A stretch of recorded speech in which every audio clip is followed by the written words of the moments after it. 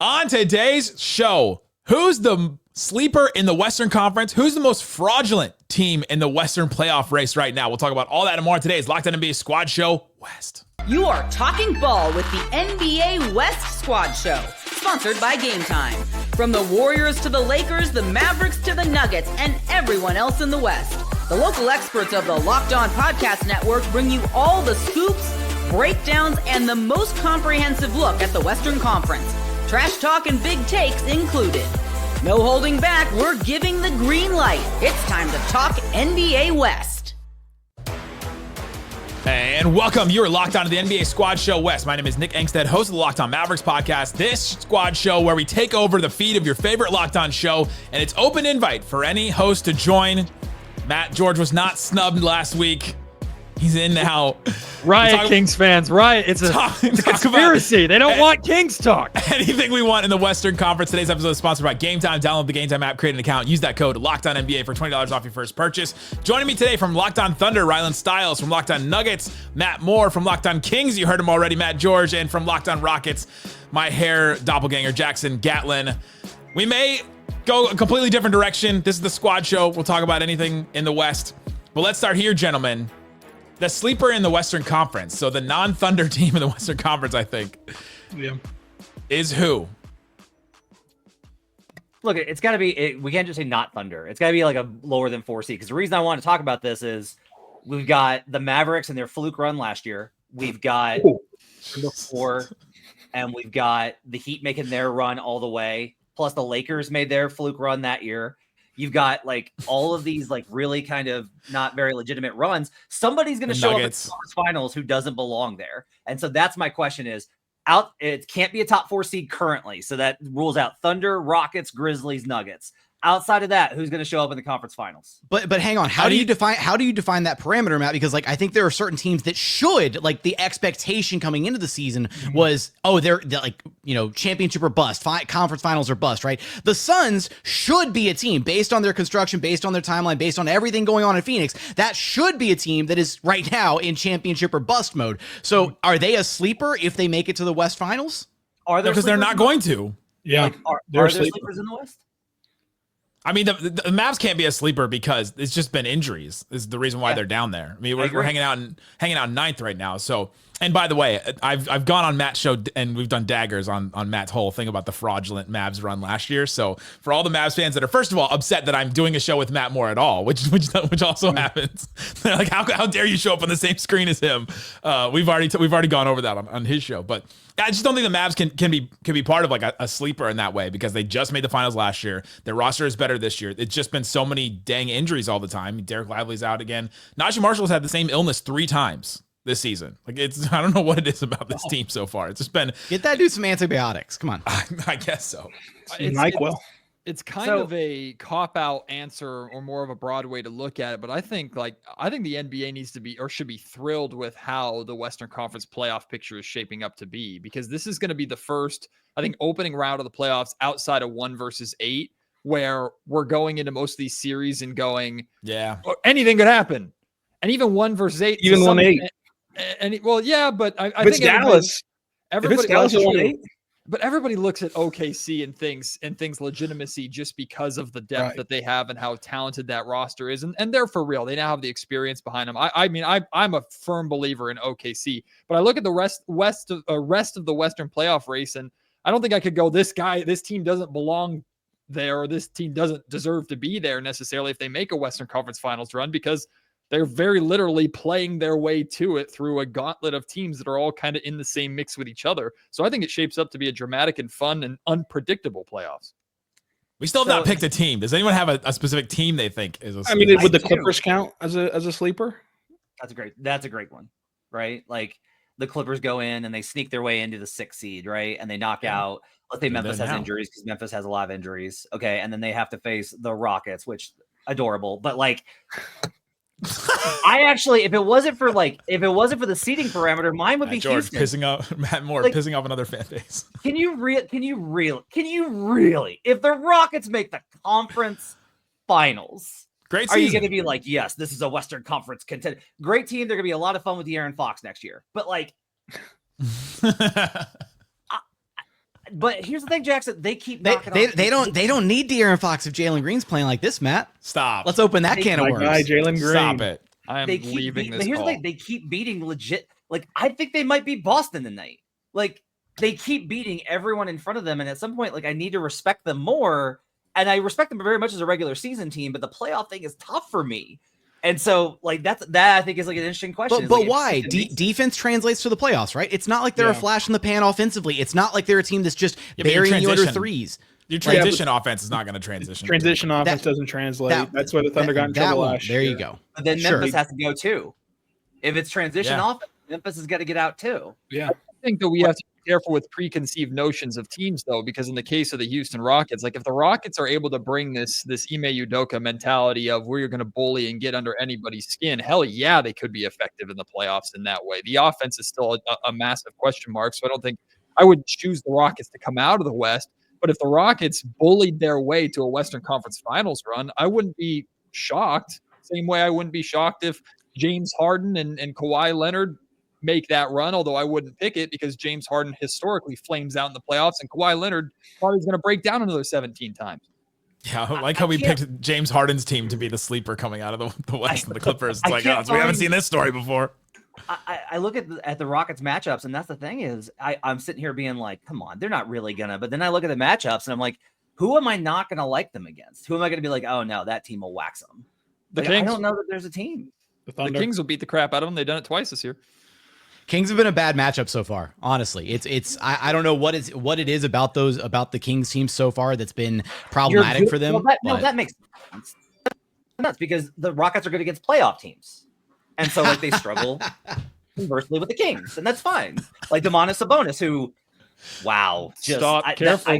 Weird. Three for 5 so far. Matt Moore pissing off a fan base. Don't worry, y'all's jabs are coming in a minute. He'll get there. We haven't mentioned the Lakers at all, and Andy Kamenetzky just joined us. We're talking about a sleeper team to come out of the West. Is there a case for the Lakers? I don't know if the Lakers, just because of who they are historically as a franchise and who they have on the team, if anyone would ever even call them a sleeper. Agree completely. Even if you think based on performance this year, they should be regarded as a sleeper compared to some of these other teams. Just you're going to get so many sideways glances if you ever try to use the words Lakers and sleepers in the same sentence. But I do think there's a question, because the question originally, Andy, was like a team outside of the top 4 of seeding, because there have been these teams that have made those runs. And I'm looking at the board and I'm like, look, let's say Clippers wind up in the 4-5. Are you you're going to want I'm going to want the Lakers in that one. And then it's Lakers OKC if Dallas doesn't get them. I mean, I'll say this. We have not seen what the Lakers look like against the new iteration of the Thunder with more size with both Hartenstein and Holmgren.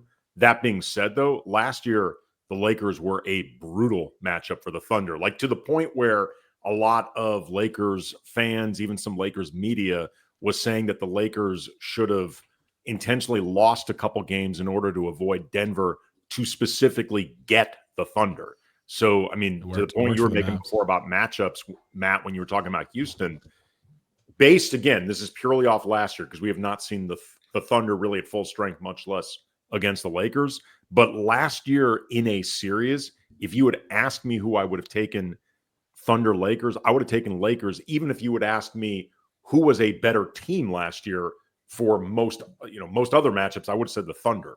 Like against the field, I would have taken the Thunder. Against the Lakers, I would have taken the Lakers, if that makes sense.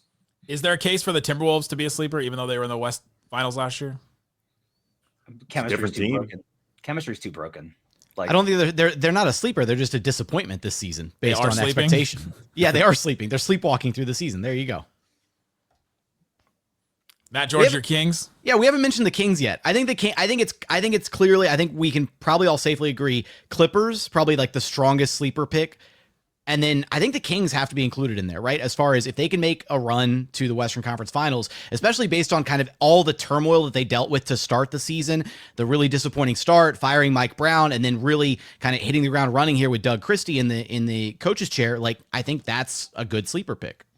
The Sacramento Kings are they have the capability to get hot, and also do not expect the Sacramento Kings roster today to be with the roster that they bring into the playoffs. They're going to make moves. There's no way they're not going to. It's not going to be a massive De'Aaron Fox type trade, but expect a John Collins or a Cam Johnson or something of that capacity to help bolster the rotation of the Sacramento Kings.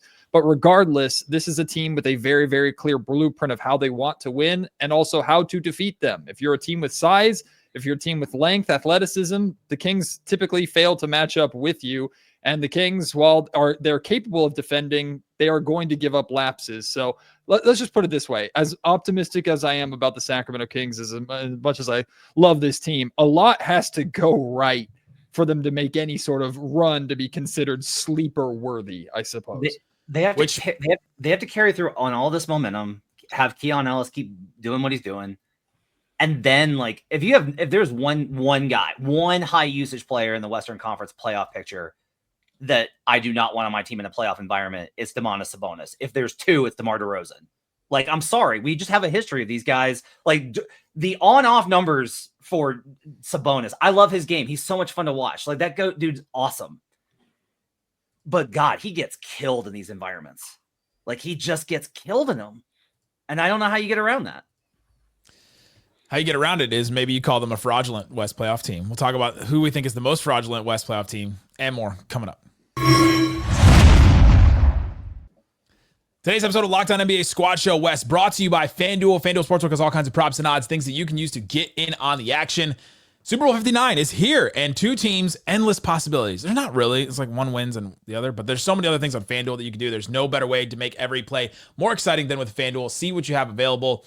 Super Bowl right now, Matt Moore's Chiefs, 1.5 point favorite against the Eagles. There's all kinds of other things you can do with the Super Bowl specials. The MVP, obviously Pat Mahomes, the favorite for that, plus 105. Saquon Barkley, plus 290. Jalen Hurts, plus 380. Taylor Swift's boyfriend, plus 1,700, and more. All kinds of stuff on FanDuel. If you put down $5, you can get $200 in bonus bets if that bet wins. Go check it out on FanDuel. They have all kinds of NBA odds as well. You don't have to just do the NFL. You can pick who's going to come out of the West. Right now, the Thunder, plus 100. Nuggets, plus 600. Mavericks, plus 900. That is the top three in the Western Conference to come out right now. So put $5 on one of those. If you win that, $200 in bonus bets. Bet with FanDuel, official sportsbook partner of the NFL, official partner of Super Bowl 59. All right, we're back here. Locked On NBA Squad Show West. We've got hosts from the Thunder, Nuggets, Kings, Lakers, Rockets, Mavericks here to talk about who is the most fraudulent team in the West. Matt, you got a team that you think is a fraudulent West playoff team right now? They're all frauds. All of them. I'm actually not kidding here. The Celtics are too. So are the Cavs. There's no legit NBA team happening right now. I think everybody's so beatable, man. I just think everybody's so beatable. Memphis is a really good candidate here, as much as that pains me. Like, everything I love about them, where it's like they have all this optionality and they can build all these different lineups. Yeah, okay. But like in the playoffs, you typically need to have 7 guys you can trust. And Memphis has the fastest pace in the league. Their defensive rating being so good despite playing that fast is really impressive. But we talked about the transition stuff. Can you really do this when you're that reliant on transition offense? Half-court offense a little bit better under the hood, I think, than expected. But I have a really hard time there. And so, like, looking at it, I don't think anybody considers the Rockets, I think, are have to be underrated in this category with how good they are. But God, trying to find like the West team that's actually not that's not a team that it's like, man, they could get caught, I think is really tough. And not just because the other teams are good, because all these teams, I think, have glaring concerns. Well, the Thunder, I don't think, have a ton of concerns because we haven't really seen them whole yet. I mean, every concern that you throw out there, I mean, we haven't seen a single second. We haven't seen a single second of Holmgren and Hartenstein healthy. And the projection is that will happen. The projection is that will happen here soon. But okay, the thing with that, Rylan, how do you know it's going to work? When are they going to come back? You haven't seen it, but how do you know it's going to work?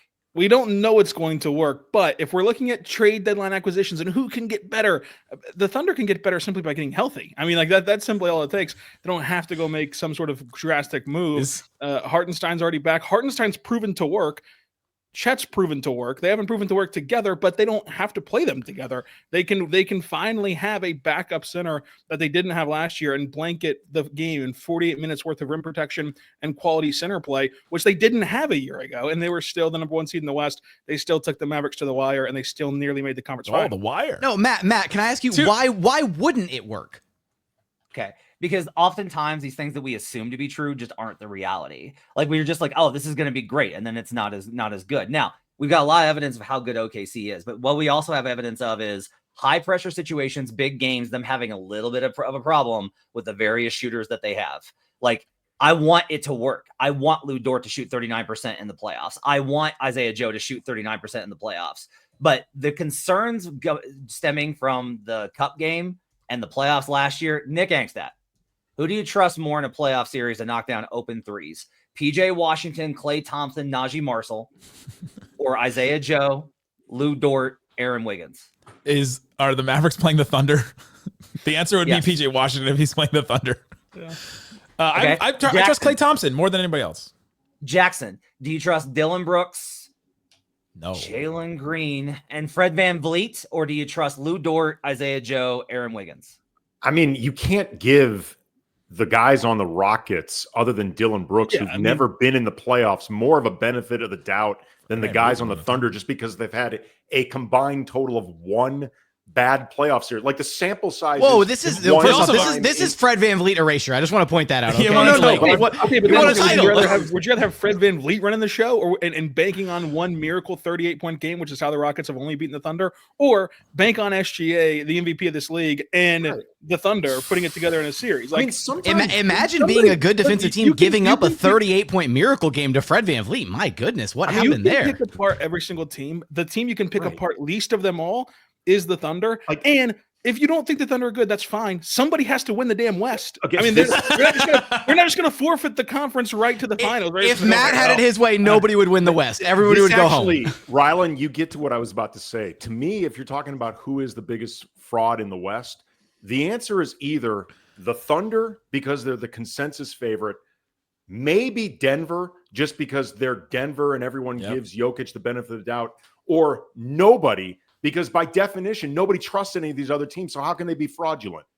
Like you can't be fraudulent if nobody believes in you in the first place. I think that's great. That's great. I love that answer. That's phenomenal. My work here is done, gentlemen. I'll see you. Matt George is the most fraudulent, as a representative of the most fraudulent team in the West here. What is your thought on who's going to be the West fraud? Well, I will have Rylan's back and say that all arguments against the Oklahoma City Thunder are grasping at freaking straws, because the way that this team is built, like the only card people have to play against the Thunder is experience, because that's all anybody plays against teams that are young and up and coming, but are very, very good and very dangerous. The Thunder can beat you in so many ways. Defensively, they're stacked. They've got length. They've got athleticism. They've got a guy that's a certified bucket who can also get to the foul line whenever he wants, and Shai Gilgeous-Alexander. They have the star power. They have the depth. Like, everything about the Oklahoma City Thunder suggests that they are a team that's built for the playoffs. They still got to go and do it. But at this point, like, to me, arguments against calling the Oklahoma City Thunder fraudulent is wishful thinking more than common sense. Wait, Andy, you gave the Jokic people gave him the benefit of the doubt just because. Is that a fraudulent case, team? Well, again, by the standard of this West, where of the top 10 teams right now, there are only, I think, a consensus 2 that anybody believes in at all. The Thunder and sort of Denver, just because they have Jokic, and Jokic is, I would argue, the most matchup-proof player in the entire league. So again, I'm not saying I don't believe in OKC. I think the experience thing knock against them is honestly BS. Like, you know, I'm old enough to remember when everyone said Michael Jordan couldn't win big games, and now he's seen as the GOAT. Like, and everyone what was that like, Andy? Well, let me tell you, when they switched from the Peachtree basket to the nylon curtains, nylon cords, pretty amazing. The world was black and white back then, right? When did it turn to color? When Wizard of Oz came out? All of we really land on the moon. You know, all of these guys go through this period where all these teams and players go through this period of, you know, you can't trust them to win games until they do. But like it's not like the Thunder Celtics last year, but it's not like the Thunder have been choking in 3 or 4 straight playoff runs. Like, it's been one time in the playoffs. I asked the question so we can get to those kind of things, right? To disprove some of these narratives that exist. But also, I'll ask this of the group. If your squad is in a first round series versus the Oklahoma City Thunder, or in Jackson's case, a second round series, how many of you are scared of the Thunder? How many of you are like, oh God, man, we got to go up against SGA and J-Dub and Chet and Hartenstein and Isaiah Joe and Alex Caruso? If your hands aren't up, you're lying. Say every team but the Mavs and maybe the Nuggets should. Sounds like a crappy time to me. The Mavs have beaten the Nuggets. Like, the Mavs have beaten the Thunder 7 out of the last 9 games they've played. The Mavericks have a legitimate case for being a very tough matchup. The Nuggets, of course, are the best player in the world, and like, overall, you're going to be right more than you're wrong if you just lean negative, because ultimately, the Matt Moore playbook. only Rylan, don't say that out loud, man. You're exposing Matt. Give it away the book here, man. Only one team can win the West. Only one team can win the NBA championship. And guess what? Jason Tatum and the Celtics are a great example of a team that had to continue. I still don't believe in that. Go through battles, and then eventually they got over the hump. But you look at Denver, when they won the title, they were the next great NBA dynasty, and now we're like, oh, could they even get out of the West? It's like, this is how the conversations go. It's so stupid. At the end of the day, though. Wait, hang on. It's not stupid, because this is how tough it is. What happened in 2010 with the Thunder? I'm sure you were like 6. Do you remember? Yeah, I mean, look, the young thing does matter. Walk with me here, Rylan. What happened in 2010 with the Thunder? I mean, they were able to take Kobe Bryant at the very bitter end. Right, that was awesome, right? It was phenomenal. Right. Like, welcome to the scene. The Thunder are here. What happened the year after? They went to the 2011 and lost to Dallas. Of course, it's a great show so far. I mean, Dallas is just always in the mix. So, and then there was within 2 seasons, they went from first round to the finals. Like, they made progression each year. You're right. You're right. No, you're right. So my point here is not that I'm not making the case that the Thunder are fraudulent. Okay. My point here is there is a progression that you need to go through. There are these stepping stones, and the teams that are young because I'll be really honest with you. I love this Thunder team. How do you not? It's hard to tell.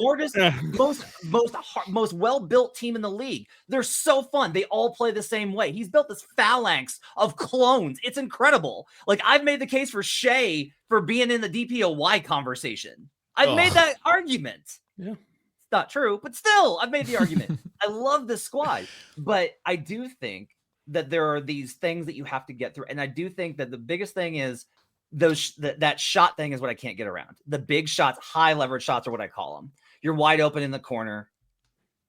You got to make this shot. And Dort and Joe and Wiggins, they missed them last year. Maybe they don't, but I'll tell you this. The Bucks had this problem for 3 years where they got in those situations. They had awesome teams. That 2019 and 2020 teams were awesome, built around Giannis, who's actually a very similar player to Shea. Those guys are very similar, actually. You can't stop them getting downhill. But those guys miss shots. And like that to me is like and it's an ephemeral thing that's hard to figure out. Coming up, let's get into whose team's future do you like the most? Let's talk about some of the teams at the bottom of the West now that we're kind of moving around the standings here. We'll get into all that and more coming up.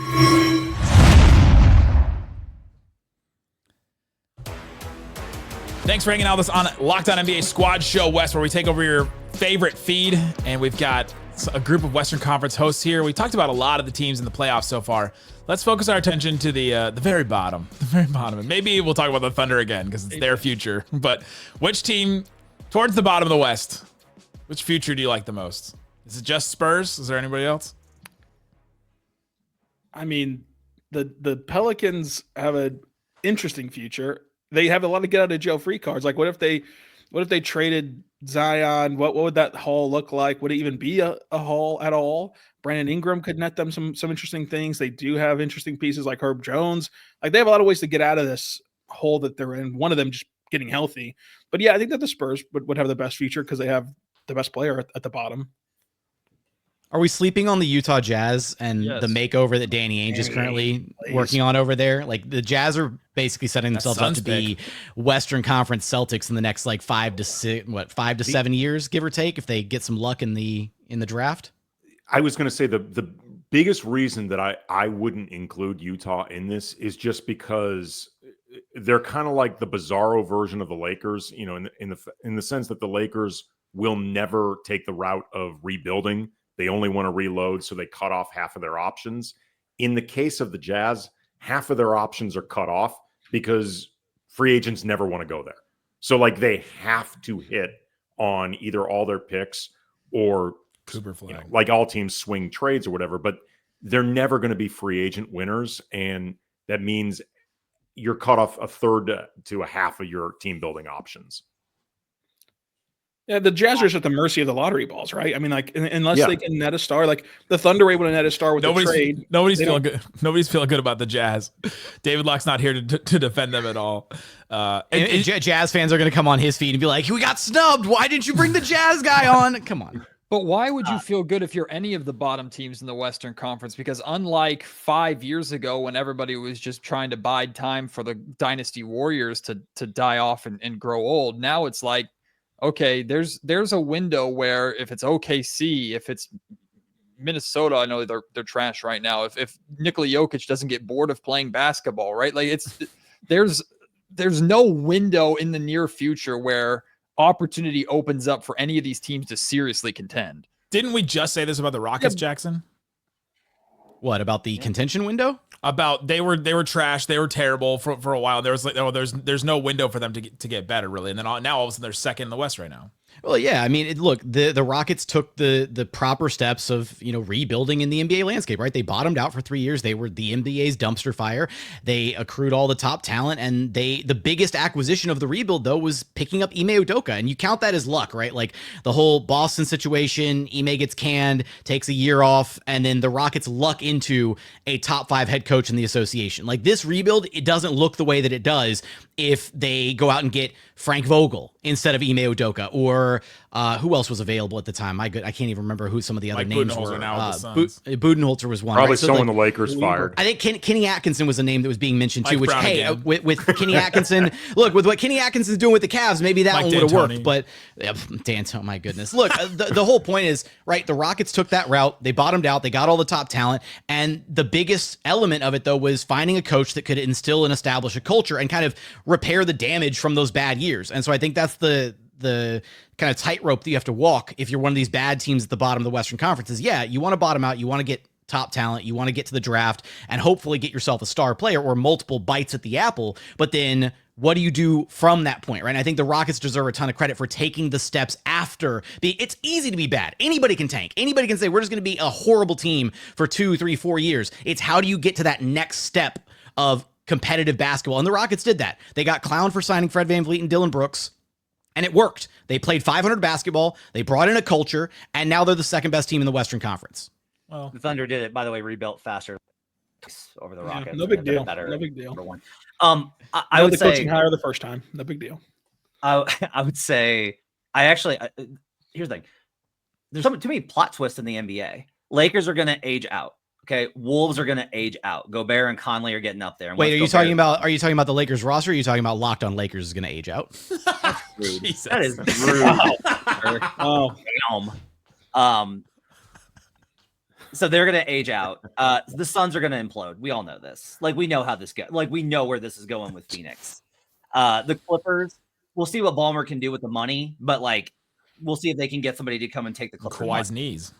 The guy, well, even post Kawhi, right? Memphis, injuries, all sorts of stuff could happen there. Okay, I actually think the team I'm buying low on is the Blazers, actually, because they're going to fire Chauncey and they're going to bring in a better coach. It's probably going to be an internal hire, but there's a lot of promise in some of the guys that they have on there. There's a lot of indication that Scoot, a lot of it might honestly be Chauncey, and that he could actually take a step forward next year, like a Chauncey Billups type. Sucks for the first few years and gets it together. They're going to get another really good lottery pick. They've actually got some guys. Like they're actually they're more competitive under the hood than I think people realize. Like they're bad. Don't get me wrong, but like they're not god awful. So I actually think Portland's a really good buy low opportunity. They're one of those teams on the schedule you look and you go, oh, that should be a win. But there's a chance like they shot 60% up from 3 against the Mavs a little while ago, and you go, oh, and they're going to get, if they decide to, if they finally get off of the pot, like they can get a lot of trade assets here in the next week. They can move guys for first round picks that they need because they've got guys that people want very badly. Anybody believe in the Blazers? I like the angle. I like Scoot. I was a big believer of Scoot going into the draft, and then I was very excited that the Rockets got him, and Thompson and proved me wrong. So I have to eat crow on that one. I run Scoot Henderson above everything. I wanted the Rockets to trade the entire farm to trade up and get Scoot Henderson, and now Amin Thompson looks like the truth. So he's turning 21 on like Friday. Yeah. I will say to Matt's point, no team in the West should stop trying. And this is like from the vantage point even of Oklahoma City. But we haven't seen Chet and Hartenstein play yet together. And like we've seen 2 years of Chet where he's gotten hurt and suffered unlucky but dramatic injuries. It's like I don't think you just acquiesce to the Thunder like having some massive run. They project to have the talent to, but they might not. Memphis has dealt with those same injury concerns. Houston still doesn't have a top option that can go win you a playoff series. And then you have Denver, who will constantly have to, change the roster every year around Jokic, but they'll always be there. They'll always be contenders. Past that, like who is unbeatable to where you shouldn't just go try to put it all together and try to go on a run? It all won't matter once Sam Presti empties the absolute clip to trade for Jokic when he demands a trade from Denver. There you go. SGA and Jokic together in OKC, and they run the West for 10 plus years. I know we kind of just I think we kind of assumed people were going to say Spurs as far as a team who's featured like the most, but how close are they to contending? Anybody? I think they are reaching a place where you're going to see how close the rest of the league thinks they are to contending and how much the players are. If all of a sudden they become a place that free agents choose to play just because they feel like, okay, I could get a championship with Wemby. Why are you shaking your head, Matt? Because I've sat through 15 years of why do you want to trade demand? Why are you on out of here? I just want to win, man. I just want to win. Do you want to go to San Antonio? I mean, no. Right, but here's the difference. I want to win anywhere but San Antonio. Here's the difference to me. Yeah. Here's the difference to me. That was in a world pre-internet, pre-social media, pre-24/7 coverage where you had to be in certain markets to be seen. That's not the world we live in anymore. You can be seen anywhere. It's the dirty little secret nobody wants to talk about it, why the All-Star game doesn't matter anymore. Like it used to be competitive because for a lot of players, this was their biggest showcase of the year to be seen. Now you can be seen everywhere, so the All-Star game is just a pain in the ass for the elite players in the league. I'm also old enough to remember when Adam Levine had a LaMarcus Aldridge Lakers jersey that he was showing off on Twitter, and then LaMarcus Aldridge decided to go to the Spurs and not the Lakers. To be alive. Oh my gosh! But I could picture players deciding that Wemby is so good and will make my career so much better. And in the meantime, I only have to live in, if you really hate the idea of San Antonio, I'm only living in there 8 months a year, half of which I'm on the road and no state taxes. You know what I mean? Like you start coming up with reasons that I think become a lot more palatable when you're looking at a guy that in a couple of years could be best player in the league, hands down. They could be. The Spurs have a bright future for sure. Bright future for a lot of these teams. A lot of fraudulent teams, a lot of sleeper teams. I feel like every team was fraudulent or sleeper at one point during this. Go check out all the great shows hosted by all of us. We have a daily show covering every single NBA team. Check the link in the description to find more. Thanks for hanging out with us on Locked On NBA Squad Show West. We'll be back next week with more. Guys, thanks for listening to Locked On NBA Squad Show West.